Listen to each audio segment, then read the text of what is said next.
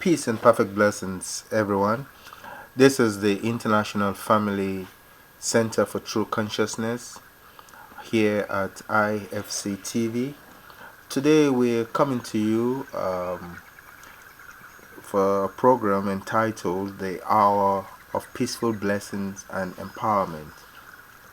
And today I wanted to share with you how God allows us to come to our senses.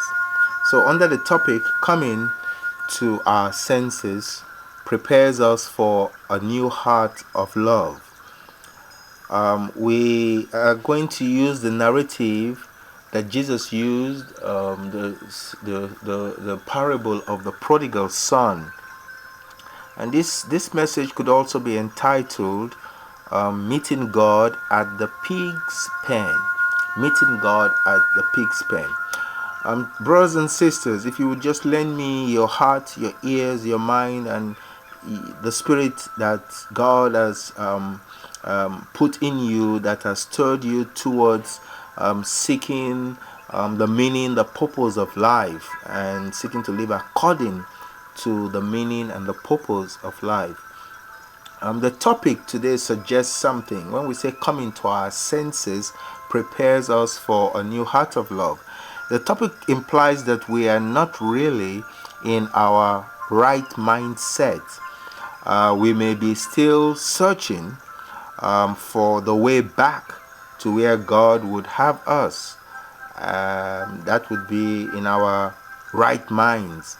And so we know from the story of the parable of the prodigal son how the young man felt he was grown and required from his father his share of the inheritance, which was not really his, but by law and custom and tradition, the father parents provide for the coming generations. So coming to our senses implies that we once were lost, right? And now we are on the way back home. Divine light has awakened within the spirit mind within us to guide us back from rebellion, from rebelling against our Heavenly Father's wishes for us. We have been bad. We've rebelled against God, as we know the story as the archetype story of Adam and Eve. That rebellion still exists within us. We stray away. We thought we were grown enough. Isn't that so true? When many of us were teenagers, we thought we knew the answers to everything. But we were young and childish. We had this know-it-all attitude, only to end up in the pig's pen. Coming to our senses prepares us for a new heart of love before and after. For those of us who are focusing on Foundation Day, a day that has been described by our movement to reflect when God's direct dominion is accessible, and this is a day of grace. So coming to our senses should prepare us before and after Foundation Day with this new heart of love, this day of new beginnings, this day of profound grace that allows us to reclaim our original status, the clean slate we should have inherited from Adam and Eve. This is what Foundation Day is really telling us about, is that this is time for us to inherit that clean slate that we should have inherited from Adam and Eve if they had not fallen. A day we can stand humbled and in deep resolution to fulfill our, or I would say my own portion of responsibility as a true child of God, our heavenly parents. The question is, do we have, or do I have, let's make it more personal, do I have the foundation? Do we have the foundation so in other words, are we qualified? Do we have the qualified conditions? Do we merit this grace before God? Does God owe us any favors? Do we have sufficient credibility as humanity and as the universe to stand, to receive, to be bequeathed such a precious position as true children of God. God, who is the foundation for all good, all the good in the world starts from God, and God's purpose, the ideal purpose, is founded by God. Do we have such goodness to deserve a new start, to receive unconditional love from God, to receive this unmerited grace, mercy, and forgiveness?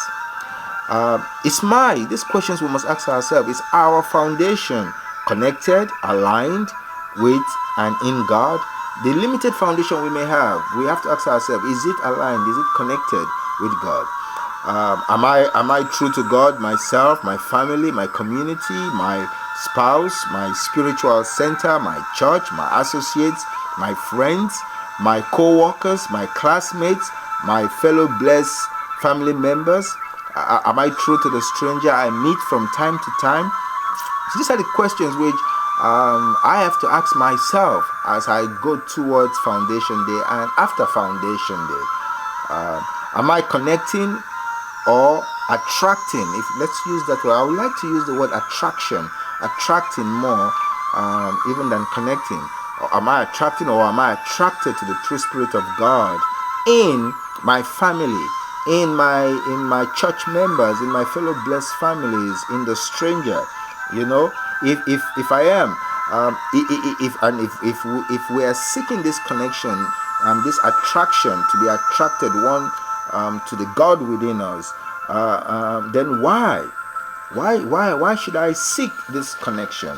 Why should I put myself in a position to be attracted to God and God to be attracted to me, to be attracted to a fellow human being and a fellow human being to be attracted to me? Why are we social? These are very fundamental, basic questions that affect our perspective of God and Foundation Day. Why are we seeking to sow in another? Why are we propelled to seek friendship or lasting, beautiful relationships? Why are our founding thoughts or our foundational urge or instinct, our foundational desire, why is it automatically inclined towards the laws of attraction, the laws of life, which is always attracting or being attracted to? We are always being attracted to something, or something is pulling us, attracting us. We're always being pulled, and we want to believe, and I believe this is the Spirit of God in us, this great principle, this mechanism that life has allowed us, these laws that don't change, the laws of attraction. When we apply the divine principle, we will observe the laws of attraction in full force all over the place. So the idea of attraction, or this law, is the mutual reciprocity, how we reciprocate, how we give and receive, how we share and complement. It is the dance of duality, that allows for energy, that allows for motion and existence. This calls us to recognize that we are also part of that dance. We human beings are part of that dance, and actually we are supposed to graduate and become good conductors, instructors, directors of this sacred dance of two becoming one, two seeking to be